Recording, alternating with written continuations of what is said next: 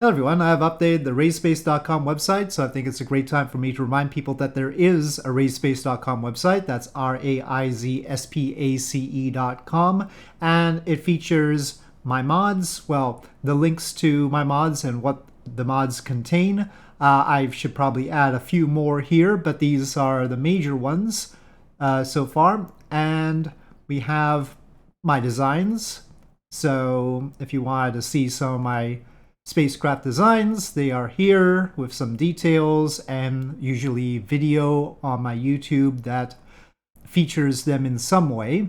Not necessarily the best explanations, but featuring them in some way. Hopefully I explained them well. But yes, so Daenerys, the Aerospike SSTO, oh, there's the video there. All right. So we have those. I have some galleries when I went to places that had aviation or aerospace things, though I have many more photos that I should be adding to these. So if you want SR-71 photos, I took them at the Evergreen Aviation Museum. I have some of the featured videos from my YouTube. So those are the ones that I thought were good standalone videos, not videos that were part of series. And the update this time is these space calculators. So I have mentioned them before, but now they are on this website and they pop up like this. So you'll have to go back if you want to get back to this site, or if you click on space calculators here, these will open in a separate tab normally. So it's the reactor system designer. This is for the radiation shielding. So the first one's the radiation shielding calculator, and then the turbopump designer, the habitat radiation shielding designer, the power limited transfer calculator, stage mask estimator, and then the space reactor designer. There is one other one, and that was for the radiator design, but I wasn't satisfied with that yet. So we have these, and there is a new one, the stage mass estimator.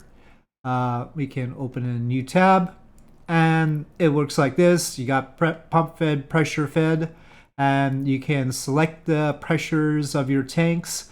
You can select from a variety of different combinations, including that, which might need a special tank.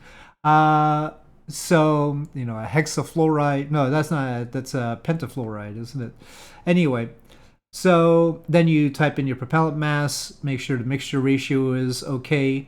It does seem to automatically set it to something reasonable for each of the mixes. And then you select separate tanks or common bulkhead tanks, the diameter, the dome shape, and which one's on top, because it actually provides image here. Though common bulkhead, I don't know if it'd be a straight bar between them, but anyway, separate tanks you can see. If it was like this, well, I guess it's going with a straight bar instead of a curved thing. And then different tank materials. So we've got that, different internal structures, skin stringer, a safety factor, and minimum gauge.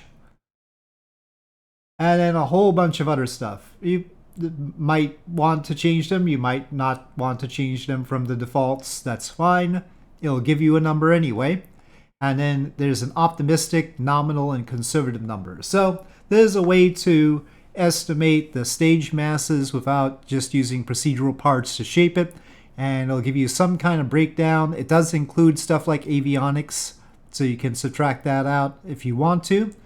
And oh yes, very important, it does have a G loading thing that can adjust stuff, and also how much payload you have on top of the stage. So if you have a really heavy payload on top, that will increase the mass of it. Well, let's just, yep, when it's very light, it made it lighter. So that's how it is. And then the max Q one, and then side force. And here, when it says bending, that means that that's the limiting factor. That was what determined it.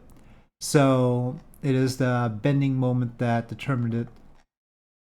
And we would expect that unless we have very low acceleration, maybe. Nah, it's still like that. it tried to give the thickness of the tanks and everything, but I'm looking for feedback on this one. This is a new one.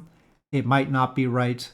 So I think people should give their input and tell me if they think that it is wrong for something. The stainless steel is rough. It is very rough. I wonder how that is. But anyway, so that's a new calculator, but there are these other ones, including the Turbo Pump Designer. And my confidence in them is how I ordered it. So the first one I'm pretty darn confident in, then the second one, the one at the bottom, the Space Reactor Designer, I'm not too sure. It's worth mentioning what exactly this is. This is a little bit complicated. This is if you have a certain reactor, what the optimal thrust and ISP would be. So if you have a 100 megawatt reactor, that's what we got. Well, there's 100 megawatts that the reactor can give to the thrust. Then the optimal is actually only 3.6 kilonewtons and 5,500 seconds of ISP, assuming that you've got an initial mass of 1,000 tons and a final mass of 200. Now, if you cut that down to, say, 500 here, and then click calculate, well, then we need more ISP, and we trade off by having less thrust, because the ISP and thrust are a direct trade-off when you have a limited amount of power. So let's say we have only 5 megawatts. Well, then we have very little thrust, and we want 3,487 seconds of ISP for this trip. This 2.08 AU trip between Earth and Mars on that date, in theory. So that is the idea.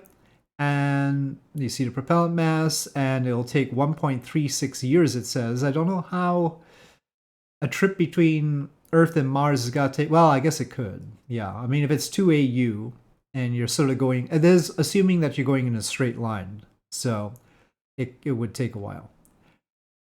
And it tells you what the max speed is along your trip. But I don't know if this is taking into account the speeds around the sun, right? This is like as if you're starting at 0 and ending at 0.